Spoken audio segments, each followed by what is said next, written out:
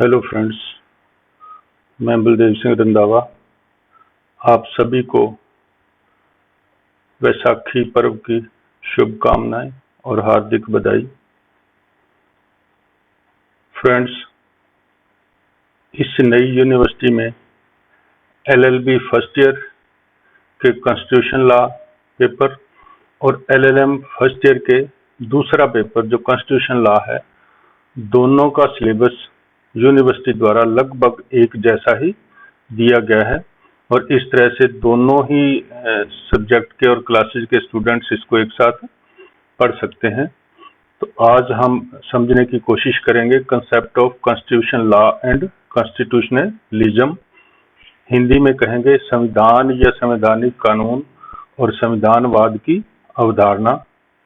Friends, पिछले साल LLM first year में यह क्वेश्चन इस टॉपिक पे इसी तरह से बिल्कुल पूछा गया है, तो इस बार भी इसके आने की पूरी संभावना है, दोनों में से किसी क्लास में भी। एक बात का और ध्यान रखें कि यह जो टॉपिक है, चाहे कॉन्स्टिट्यूशन हम इंडिया का पढ़ रहे हैं, लेकिन कंसेप्ट ऑफ कॉन्स्टिट्यूशन लॉ और कॉन्स्टिट्यूशनलिज्म इसको आपको वर्ल्ड वाइड कॉन्टेक्स्ट में समझना है। यानी यह किसी भी देश की सरकार जहां कॉन्स्टिट्यूशन है और इस तरीके से काम करती है, वहां के उदाहरण के द्वारा हमें इनको समझना होगा। तो समझते हैं कि कॉन्स्टिट्यूशन क्या होता है। किसी भी देश का जो सबसे सुप्रीम लॉ होता है, हमारे भारत में भी है और दूसरे देशों में भी है, जिन जिन देशों में कॉन्स्टिट्यूशन बने हुए हैं, और लगभग सभी देशों में कॉन्स्टिट्यूशन तो बने हुए ही हैं। वो किस प्रकार के होंगे ये वहां की उनकी परिस्थितियों पर निर्भर करता है और सरकार के स्वरूप पर। तो कॉन्स्टिट्यूशन किसी भी देश का सबसे बड़ा कानून होता है जो उस देश में ये बताता है कि वहां किस प्रकार की सरकार होगी, किस प्रकार के नागरिकों के अधिकार होंगे, किस तरह से वहां जो संस्थाएं हैं वो काम करेंगी। तो कॉन्स्टिट्यूशन उन नियमों का समूह होता है, स्टडी ऑफ रूल्स जिसमें हम अध्ययन करते हैं, नियमों का समूह होता है। डॉक्ट्रिन्स होती हैं और प्रिंसिपल्स होते हैं। डॉक्ट्रिन्स जो है प्रिंसिपल से अगली स्टेज में आने वाली स्थिति को डॉक्ट्रिन कहा जाता है। ये सिद्धांत होते हैं और जो उसमें उससे संबंधित होते हैं। लेकिन कॉन्स्टिट्यूशनलिज्म या संविधानवाद एक अवधारणा होती है। यानी इसको इस तरह से समझें कि कॉन्स्टिट्यूशन एक संज्ञा है। हम पढ़ते हैं संज्ञा, आप जानते हैं, छोटी क्लास में पढ़ा, संज्ञा को कहते हैं इंग्लिश में नाउन। किसी व्यक्ति के नाम, व्यक्ति या संस्था या स्थान के नाम को संज्ञा कहते हैं। लेकिन जो कॉन्स्टिट्यूशनलिज्म है उसको एडजेक्टिव कह सकते हैं। एडजेक्टिव यानी विशेषण, जिसको विशेषता। कॉन्स्टिट्यूशन की क्या विशेषताएं हैं, वो किस तरह से काम करता है, उसको कॉन्स्टिट्यूशनलिज्म या संविधानवाद कहा जाता है। दूसरे शब्दों में ये कह सकते हैं कि कॉन्स्टिट्यूशन जो होता है किसी भी देश का, वो एक नियमों का समूह होता है जिसमें तमाम चीजें वो जो उसके नीति निर्माता या उसको बनाने वाले जो सोच सकते थे, जो समझ सकते थे, उसमें वो लिख देते हैं कि सरकार चुनी कैसे जाएगी, सरकार काम कैसे करेगी, जुडिशियल सिस्टम कैसे काम करेगा, दूसरी संस्थाएं, इलेक्शन कमीशन और हमारा जो कैग होता है और जितनी भी बड़ी संस्थाएं हैं, वो सारी के बारे में मोटी मोटी चीजें वहां पूरी तरह से क्लियर लिख दी जाती। लेकिन उसको प्रैक्टिकल रूप में कैसे काम करना है और किस आधार पर काम करना है कि वो संस्थाएं अपने एक दूसरे के इंटरफेरेंस के बगैर स्मूथली काम करती रहें, जिससे नागरिकों के अधिकार सुरक्षित रह सकें और संस्थाएं और सरकारें स्मूथली काम करती रहें, उस चीज को कॉन्स्टिट्यूशनलिज्म या संविधानवाद कहा जाता है। इसमें ये जो शब्द लिखा है कि गवर्नमेंट इज लिमिटेड, इसका मतलब ये है कि जो सरकार है वो मनमाने तरीके से काम नहीं करती, वो लिमिटेड हो जाती है, वो अपनी सीमाओं में बंध जाती है कि उन जो लिखी हुई चीजें संविधान है उससे बाहर वो कार्य नहीं करेगी। यदि वो उससे बाहर कार्य करने लगेगी तो नागरिकों के अधिकार जो है वो उनका हनन होगा और रूल ऑफ लॉ वहां लागू नहीं होगा। लेकिन यदि सरकार लिमिट में रहकर कार्य करेगी तो रूल ऑफ लॉ, जिसको विधि का शासन कहा जाता है, यानी सारी चीजें स्मूथली वहां चलती रहेंगी। इसी को कॉन्स्टिट्यूशनलिज्म या संविधानवाद कहा जाता है। आप कॉन्स्टिट्यूशन पढ़ते हैं तो आर्टिकल 13 हमें ये बताता है कि राज्य का मतलब यहाँ देश, सरकार या कोई संस्था जो कानून बनाने के लिए अधिकृत होती है, हमारी पार्लियामेंट है, असेंबली है और दूसरी संस्थाएं भी हैं, जैसे यूनिवर्सिटीज भी बनाती हैं और भी बनाते हैं, यूजीसी भी कानून बनाती है। तो आर्टिकल 13 कहता है कि राज्य यानी स्टेट या ये संस्थाएं कोई ऐसा कानून नहीं बनाएंगी जो नागरिकों के मूल अधिकारों के खिलाफ हो। मूल अधिकार दिए गए हैं पार्ट 3 में, तो पार्ट 3 में जो दिए गए मूल अधिकार हैं उनके खिलाफ कोई कानून नहीं बनाया जाएगा। यदि बना दिया जाता है तो हमारा जो सुप्रीम कोर्ट या एचसी है उसको रद्द कर देगा, और यदि उसके पास रद्द करने की पावर रहेगी तो उसी को कॉन्स्टिट्यूशनलिज्म या संविधानवाद कहा जाएगा। इसी तरह से आर्टिकल 372 जब आप पढ़ते हैं तो उसमें ये लिखा गया है कि जो कानून संविधान निर्माण से पूर्व बनाए गए थे, चाहे अंग्रेजों ने या किसी ने भी, और वो देश में लागू थे, और जब संविधान लागू हो गया तो वो कानून वैसे के वैसे ही तब तक बने रहेंगे जब तक सक्षम सरकार या राष्ट्रपति उनको रद्द नहीं कर देता। लेकिन वो किस हद तक बने रहेंगे, उस हद तक वो नागरिकों के यानी पार्ट 3 के खिलाफ नहीं हो। ये भी 372 में लिखा गया, तो यानी ये भी संविधानवाद को बढ़ाने वाली चीज है। इसी तरह से आर्टिकल 368 है जो संविधान संशोधन की शक्ति देता है संसद को, कि संसद जो है संविधान में संशोधन कर सकती है, लेकिन ये भी उसको इतनी शक्ति देता है कि वो उसमें मनमाना बदलाव नहीं कर सकती। ये शंकरी प्रसाद वाले केशवानंद भारती वाले मामले में इसको सिद्ध किया गया था और बताया गया था। तो इस तरह से आप समझ सकते हैं कि कॉन्स्टिट्यूशन और कॉन्स्टिट्यूशनलिज्म क्या है। फिर आगे चलते हैं। कॉन्स्टिट्यूशन इज द आइडिया, या फिर कहा गया है constitutionalism is the idea that government can and should be legally limited in its power. इस चीज को ये समझे कि संविधानवाद एक ऐसा विचार है जिसमें सरकार को अपनी सीमाओं और शक्तियों के अंदर बंधना चाहिए, यानी उसको अपनी शक्तियों और सीमाओं का उल्लंघन नहीं करना होगा, क्योंकि सरकारें आती जाती रहती हैं देश में। कभी किसी पार्टी की सरकार होगी, कभी किसी की होगी। ये केवल भारत नहीं, किसी भी देश के लिए हो सकता है। और जब कोई सरकार आएगी तो उसको केवल अपना काम संविधान में दी गई सीमाओं और संविधान में दी गई शक्तियों के अंदर रहकर ही करना होगा, उससे बाहर वो नहीं करेगी। ना ही कोई ऐसा कानून बनाएगी तो आर्टिकल 13 के खिलाफ होगा या और कहीं होगा तो सुप्रीम कोर्ट उसको रद्द कर देगा, या उससे वो मनमानापन उसमें पैदा नहीं होने देगा। यही चीज जो है वो कॉन्स्टिट्यूशनलिज्म कहलाती है। एंड दैट इज अथॉरिटी, यहां देखें, एंड दैट इज अथॉरिटी और legitimacy depends on it's observing these limitations. यानी ये कहा जाता है कि यदि कॉन्स्टिट्यूशन लागू होगा तो सरकारें सीमित रहेंगी अपने अधिकारों के रूप में। यहाँ इस चीज को समझे कि सरकार सीमित रहेगी अपनी शक्तियों के इस्तेमाल करने के लिए, और इस तरह से वो काम करती रहेगी। इसको कहां से लिया गया ये आइडिया? ये देखें, ये आइडिया जो था लिया गया था एक इंग्लैंड में हुए थे मिस्टर जॉन लॉक, जो फिलोसफर भी थे वहां के और बहुत अच्छे स्कॉलर थे। तो उन्होंने ये कहा था कि जनता यदि लिबरल रहेगी, जनता के अधिकार यदि लिबरल रहेंगे तो लोगों को अधिकार मिलते रहेंगे और सरकारें अपने सीमाओं में सीमित रहेंगी।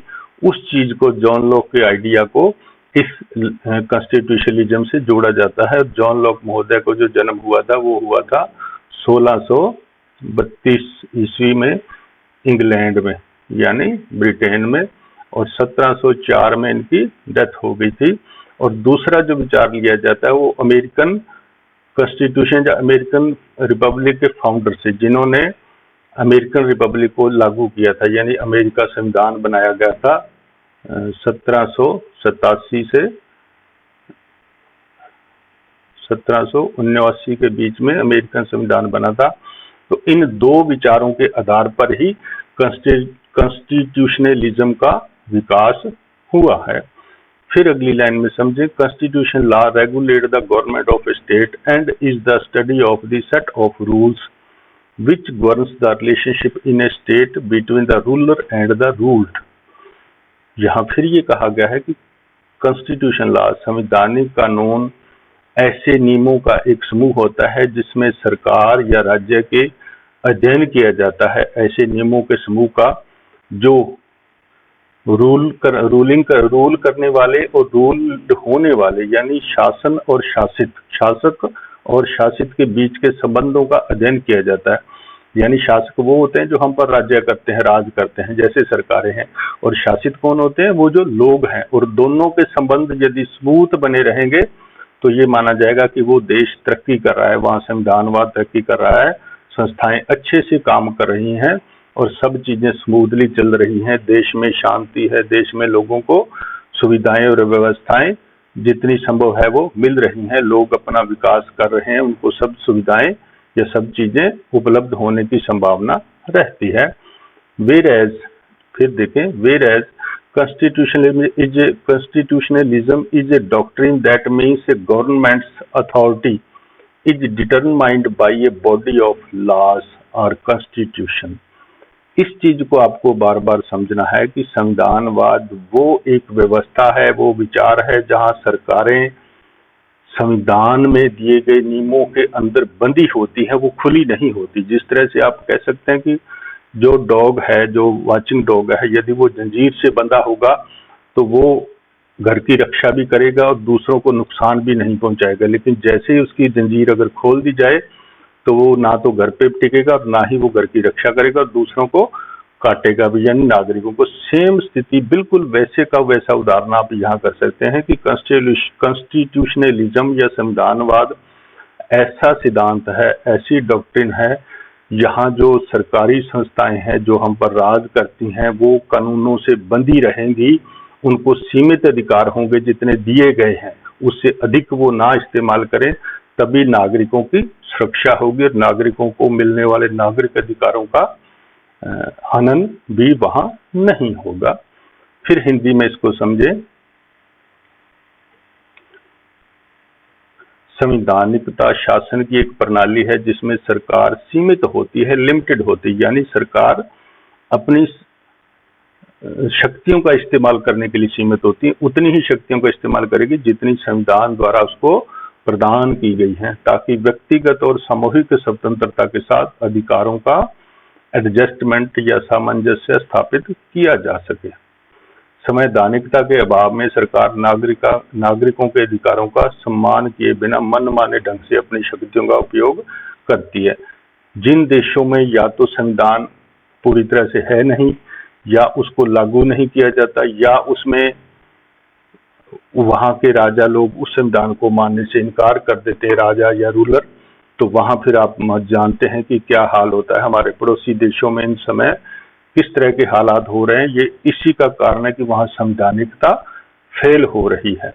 और समझें कि राजतंत्रात्मक, जिसको मोनार्की कहा जाता है, जैसे इंग्लैंड में राजतंत्र है, अधिनायकवाद वो होता है जहां वन पार्टी रूलिंग करती है, जैसे रशिया में है, जैसे चाइना में है, और तानाशाही डिक्टेटरशिप जिसमें केवल एक तानाशाह होगा, वो किसी की नहीं मानेगा, जैसे आप उत्तर कोरिया का उदाहरण इन दिनों ले सकते हैं, या कहीं कहीं अरब देशों में भी ऐसी स्थिति है, या दक्षिण अफ्रीका के भी कुछ देशों में ऐसी भी स्थिति है।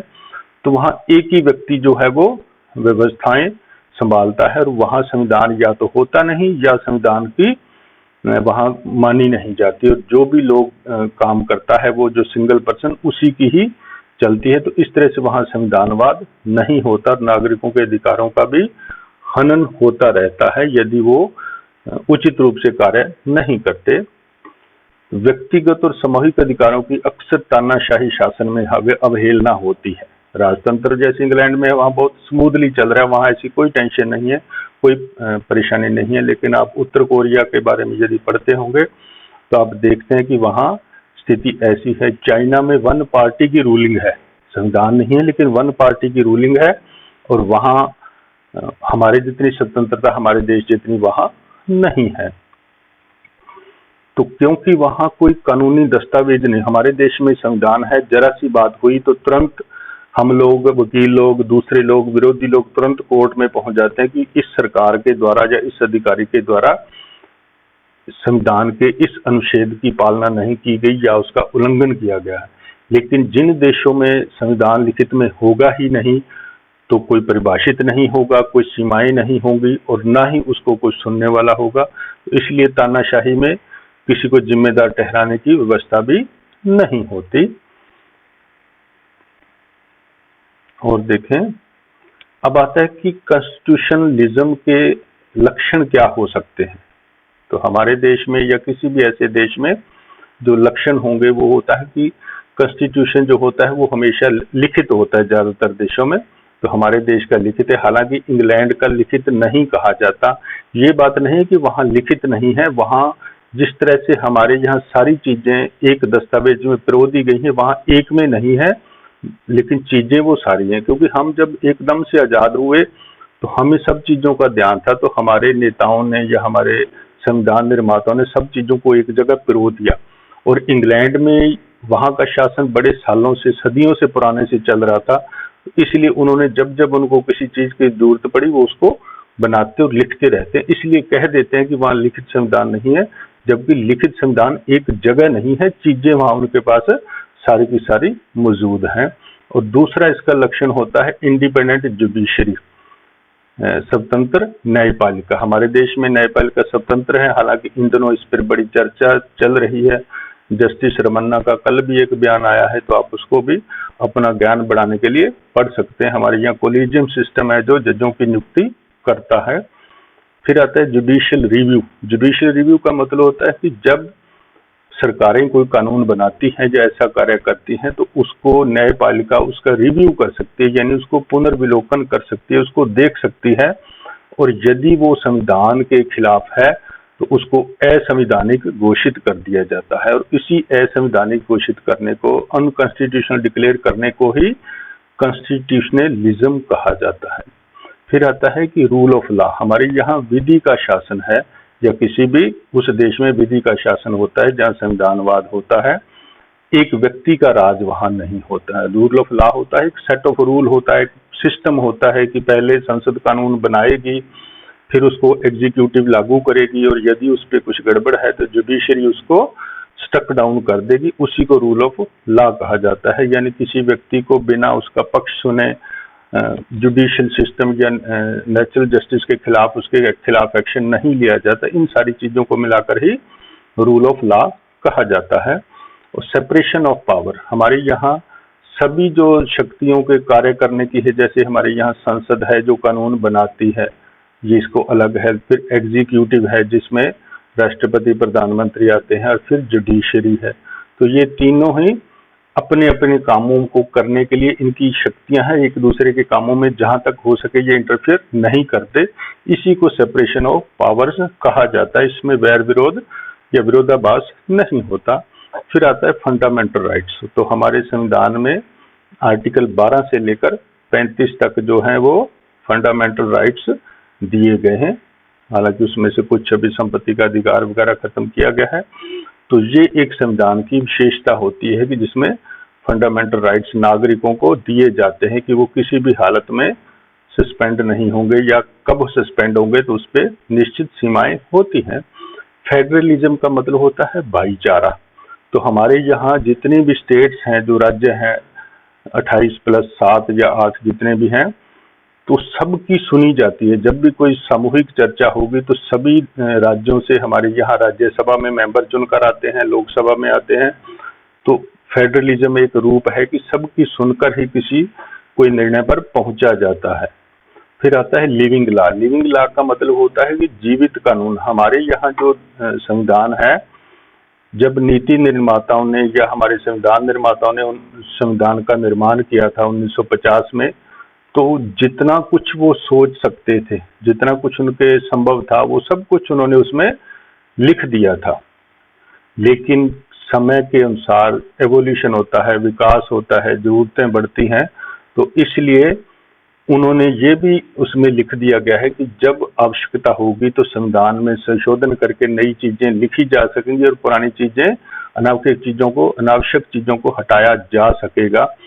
उसी सिस्टम को लिविंग लॉ कहा जाता है। तो आज तक हमारे देश में लगभग 105 या 6 अमेंडमेंट्स हो चुके हैं, यानी यह एक जीवित कानून का उदाहरण है कि संविधान जिंदा है और समय अनुसार वो अपने आप में संशोधन करने की काबिलियत रखता है। और इस तरह से आप बहुत सारी चीजें और भी इसमें जोड़ सकते हैं जब आपको ये क्वेश्चन आएगा। तो इस तरह से अब और थोड़ा सा उदाहरण देखें कि कॉन्स्टिट्यूशनलिज्म या संविधानवाद कैसे कैसे लागू हुआ। तो पहला जो केस हमारे देश का AK गोपालन वर्सेस मद्रास स्टेट। हमारे देश में जो सुप्रीम कोर्ट की स्थापना और सुप्रीम कोर्ट की जो वर्किंग हुई थी वो हुई थी 28 जनवरी 1950 को सुप्रीम कोर्ट ने कार्य करना शुरू किया, लेकिन 5 मई 1950 को यह केस डिसाइड किया गया था AK गोपालन वाला। और इसमें यह कहा गया था कि यदि किसी व्यक्ति को डिटेन करने की आवश्यकता है तो उसको विधि के लॉ द्वारा डिटेन किया जा सकता है। तो ये पहला केस है जो संविधानवाद की ओर जाता है। आप इसको डिटेल में पढ़ेंगे तो आपको चीजें समझ आएंगी।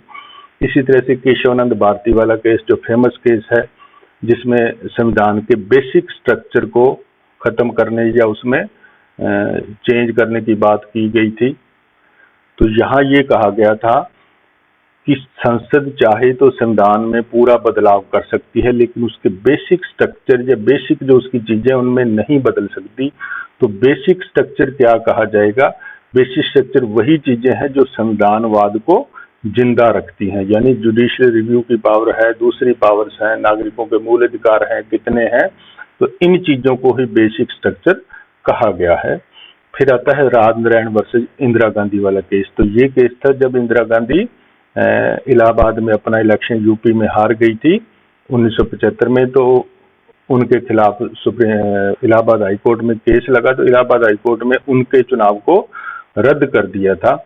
तब उन्होंने इमरजेंसी डिक्लेयर की थी। तो उसमें भी ये कहा गया कि जो हाई कोर्ट था उसने संविधान के संशोधन को और संविधान की परंपराओं को मानते हुए ही अपना फैसला दिया था।